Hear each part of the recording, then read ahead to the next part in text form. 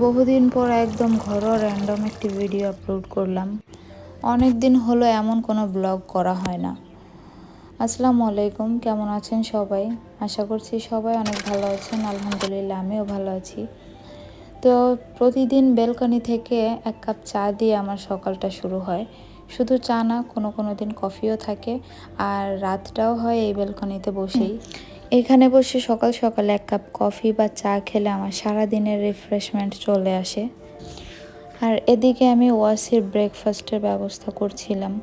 Regular পরোটা খেতে চায় না, অনেক বেশি বাহানা করে। এমনিই তো খাওয়া দাওয়া পছন্দ করে না, তারপরে একটু ঘোরায় ফেরায় ওকে না দিলে ও একদমই খেতে চায় না।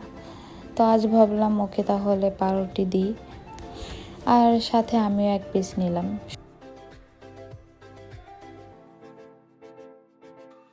তো ব্রেকফাস্ট শেষ করেই দুপুরের রান্নায় চলে গেলাম। এমনিতে একটু ঘুম থেকে উঠতে লেট হয়, তারপরে নাস্তা শেষ করে যদি আরও কিছুক্ষণ বসে থাকি, আপাতত গ্যাসের যে অবস্থা তাতে বিকাল 5টায় রান্না শেষ হবে না, এমন দুর্গতিতে সবাই চলছে।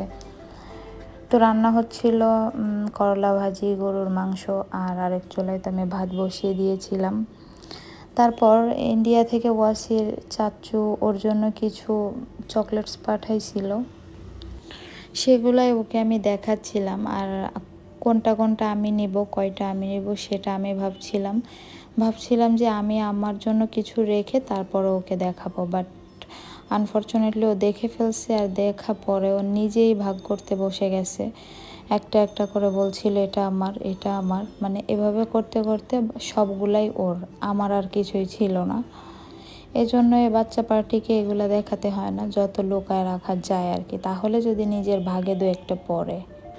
আর এদিকে এটুকু হচ্ছে বিকালবেলার ভিডিও। বিকাল না, সন্ধ্যার দিকে লামি আসছিল, ওকে বলছিলাম যে গ্রিল নান খেতে ইচ্ছা করছে, বাট ও অনেকে নান পায়নি কোথাও।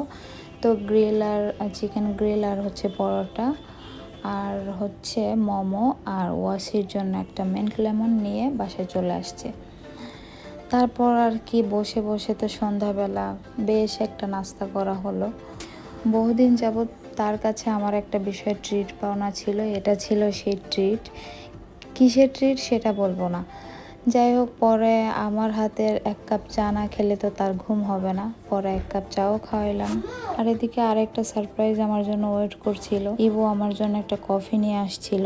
তো প্রতিদিনই কম বেশি ও ক্রিমসন কাপে যেয়ে কফি খায়, তো ওখানের কফিটা বেশ এক্সপেন্সিভ। তো ওকে আমি একদিন বলছিলাম যে তুমি তো সব সময় খাও, তো আমাকে একটা এনে একদিন খাওয়াইও তো, কারণ আমি দেখতে চাই যে এটা স্বাদ কেমন, আসলে তুমি কেন প্রতিদিন খাও। তো সত্যি সত্যি দেখিও নিয়ে আসছে। একদিকে নিজেরও লজ্জা লাগছিল, যেখানে ওই স্টুডেন্ট মানুষ, ওকে আমারই দেওয়ার কথা, উল্টে ও আমার জন্য নিয়ে আসছে। বড়লোক বাবার ছেলেদের এই একই ভাব, নিজের পকেটের টাকায় কিনতে হলে হয়তো এভাবে প্রতিদিন খেত না। আমি যদি কখনো অনেক অনেক বড় লোক কোটিপতিও হয়ে যায়, তাহলেও আমি এমন বিলাসিতা করব না। প্রতিদিন বা সপ্তাহে একদিন হলেও আমি খাবো না। আমার স্বাদটা নেওয়ার খুব ইচ্ছা ছিল, তাই আমি ওকে বলেছিলাম। কিন্তু আমি এতটাও অপচয়কারী না যে তাই 450-500 টাকা দিয়ে একটা কফি খাবো। না না, তাই বলে আমাকে কিপটা ভাবার কারণ নাই, আমি যথেষ্ট হাত খোলা মানুষ। কিন্তু যেখানে 30 টাকায় ফার্স্ট ক্লাস ফার্স্ট দুধ চা খেতে পারি, সেখানে কেন এত দাম দিয়ে রেগুলার কফি খাওয়ার কি দরকার আছে বলেন? যাই হোক, আমি গরিব, তো আমার চিন্তা ভাবনাও গরিব। তো অনেক কথা বললাম, আজকের মতো এখানে বিদায় নিচ্ছি। Thanks for watching, bye and tata.